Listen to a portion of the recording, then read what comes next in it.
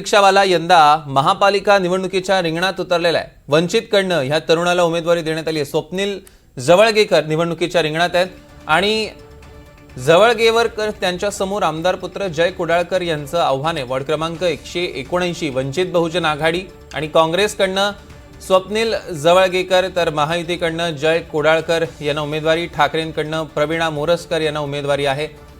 त्यामुळे यंदा BA pass रिक्षावाला मनपा निवडणुकीच्या रिंगणात उतरलेला आहे। रिक्षावाला तरुण जो आहे तो यंदा निवडणुकीच्या रिंगणामध्ये उतरलेला आहे। आपण बघतोय की संपूर्ण जे त्याचं रोजगाराचे जे साधन आहे त्या रिक्षामध्येच तो तरुण जो आहे रिक्षावाला तो या ठिकाणी आपण बघतोय प्रचार करत असल्याचं आपल्याला पाहायला मिळतंय। खरं तर वंचित बहुजन आघाडीने हा उमेदवार जो आहे तो या ठिकाणी वॉर्ड क्रमांक 169 मध्ये उभा केलेला आहे। समोर आमदारच म्हणजे मंगेश कुडाळकर आहेत, त्यांचा पुत्र समोर यांच्या उभा आहे। आपण त्यांच्याशी बातचीत करणार आहोत। तुमचं नाव काय आहे? तुमचं रोजगाराचं साधन रिक्षा आहे आणि तुम्ही या ठिकाणी निवडणुकीमध्ये उतरलेला आहात। माझं नाव स्वप्नील राजेंद्र जवळगेकर आहे। मी वंचित बहुजन आघाडी आणि भारतीय राष्ट्रीय काँग्रेस पक्षाचा अधिकृत उमेदवार आहे। 169 मधनं मी उमेदवारी लढतोय।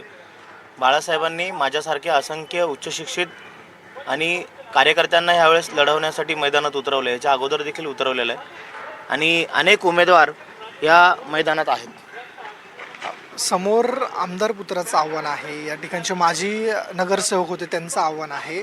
एकंदरीत तुम्ही या निवडणुकीच्या रिंगणात का उतरलेलात? काय नेमकं ध्येय घेऊन उतरताय? मागच्या 7 वर्षापासून मी या विभागात काम करतोय आणि फक्त आमदाराचा पुत्र आहे म्हणून त्यांना उमेदवारी मिळते किंवा ते माजी नगरसेवक आहेत म्हणून त्यांना उमेदवारी मिळते, पण माझ्यासारख्या कार्यकर्त्यांना उमेदवारी मिळायला पाहिजे हे पक्षाचं धोरण आहे आमचं।